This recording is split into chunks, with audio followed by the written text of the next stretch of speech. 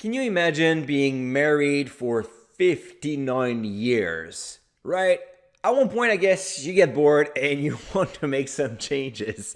This is exactly what Johnson&Johnson decided to do after 59 years of consecutive dividend increase. No, they're not going to cut their dividend. Actually, they're going to keep it intact. However, they decided to split the company.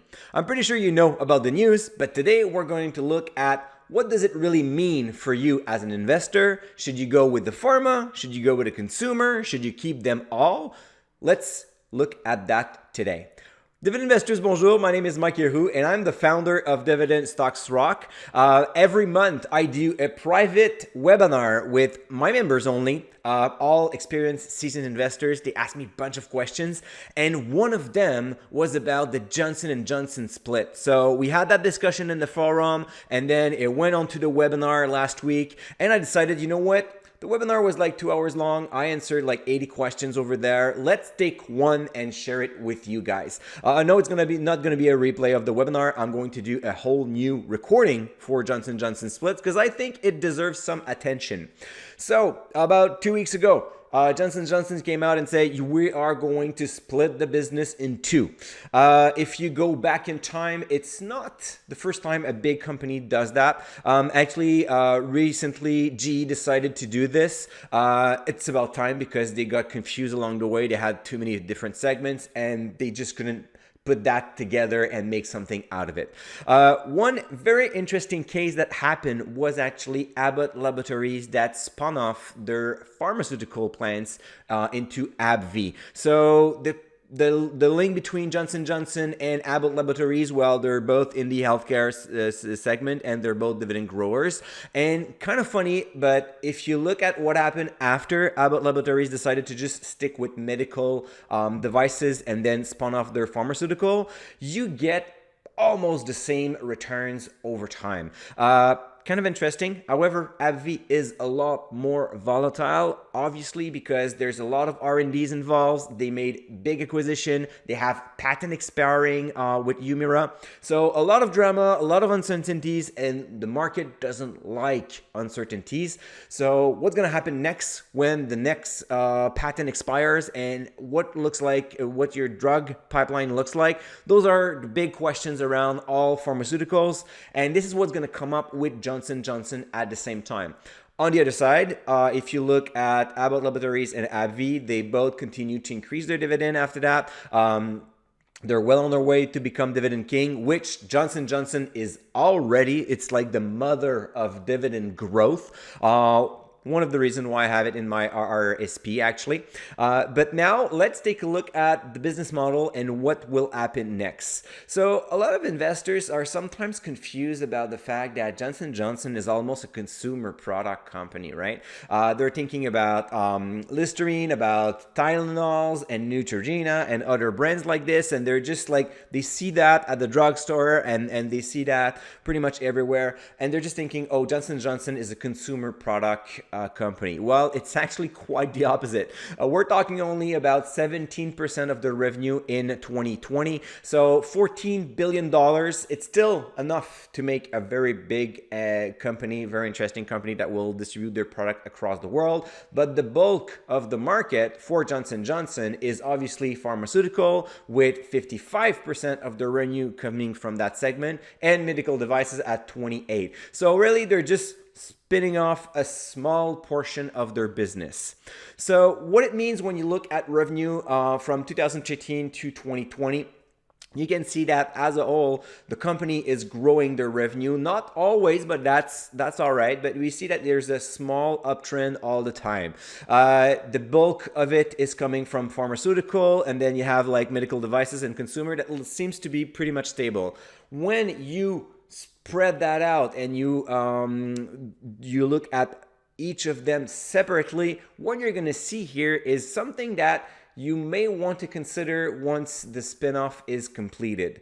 Johnson&Johnson consumer is not growing at all. If you look at this chart right there, you see it in the blue lines from 2013 to 2020. It's actually going down and then going back up a little bit, but there's absolutely no growth here. So tomorrow morning, you're going to get those shares of Johnson&Johnson of consumer products, and it will likely be a nice dividend payer in a mature market, but you're not going to get much out of it. On the other side, you have medical device that is also slowing down a little bit, but don't look too much about what happened in 2020. I would say that it's likely fairly stable instead of going down, mostly because in 2020 we had a lot of lockdowns and hospitals had to prioritize the pandemic, so all the COVID-19 cases, and a lot of operations and a lot of follow-ups and a lot of orders got put back on the shelf because hospital could not operate at that time, and they preferred to focus on COVID cases. So if you're not selling COVID tests or other things like that, like Abbott Laboratories did actually, your medical device has not been thriving in 2020. So overall, that's a stable business, mature again, but the real growth is definitely coming from Johnson&Johnson Pharmaceutical. You see it on those grayish black lines. It's pretty much straightforward right now. One thing that I love about Johnson&Johnson Pharma is their ability and their concentration on developing specialty drugs. So whenever you develop a drug, you spend billions in research and development and tests and so on, and then you get your patent, and then you're protected for a certain amount of years, and now you have your legal department is trying to find new usage or new ways to extend those patents, and this is pretty much where the war begins. However, what is great with specialty drugs is that they're very complicated and they're more expensive to recreate from generic pharmaceuticals. So it gives them, even though your patent expires at one point, it gives you a little bit more time to profit from your drug because you're pretty much alone in your market. It needs a little bit more expertise and a little bit more technology. So it helps you a little bit more. And this is what I really like about Johnson&Johnson. And you can see that it's doing very well at this point. However, do not forget the first graph I showed you with AbbVie on it. Whenever there will be patent drama or drug pipelines that we're not too sure what's going on, expect the stock price to move a lot more. So, in conclusion, what does it mean for you and what's going to happen next? Well, first, management says it's going to happen towards the end of 2022, but if you make the calculation and you look at 18 to 24 months, it's pretty much going to happen in 2023. So anyway, towards the end of 2022 or 23, you're going to have both companies in your brokerage account. The dividend is expected to remain intact, but they have not explained what's going to happen, which part will generate more dividend or not. At this point, I expect that both segment will actually pay a dividend, and then you can look to grow forward on both sides. So that's great. What I like about the spinoff is it will create a better focus. We have seen that in the past. GE is probably the best example. GE just got lost along the way and they just got confused, and they had a very hard time over the past 20 years to make a great business. Now you have pharmaceutical that will deal with that, because let's be honest, developing a drug and giving Tylenols to someone, it's completely two different things. So you'll have a better focus on the pharmaceutical and medical devices, and then another focus on the consumer products. Actually, it's going to be good not only for management, but also for investors, because then you will have the choice between having a consumer staple and a healthcare company. So when you look at your overall sector allocation, you'll be in a better position to optimize it, because now the separation between the consumer and the healthcare department will be done. However, I intend personally to hold both when they will split.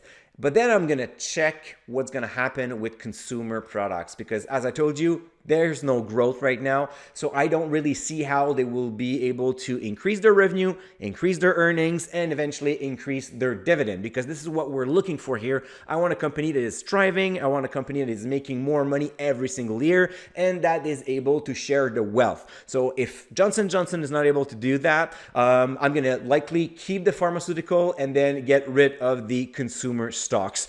However, let's not jump on the guns right now. Let's take a pause, a deep breath. Let's see what's going to happen. Anyway, it's not going to happen for another 12 months. So no rush here. We're going to have more information from management. We're going to see if there's any plans or growth vectors that's going to arise from this spin-off. So this will be quite interesting in the upcoming 12 months. In the meantime, I know that the dividend will continue to increase. Johnson & Johnson will hit 60 consecutive years with a dividend increase. It will still be a very foundation stock in my portfolio.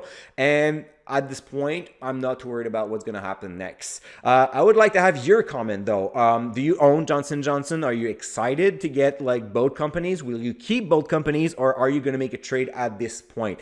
Leave your comment down below. Give me a thumbs up. Don't forget to subscribe to the channel to make sure that you never miss an episode. Next one will happen on Thursday morning every single week. And until the next video, stay invested.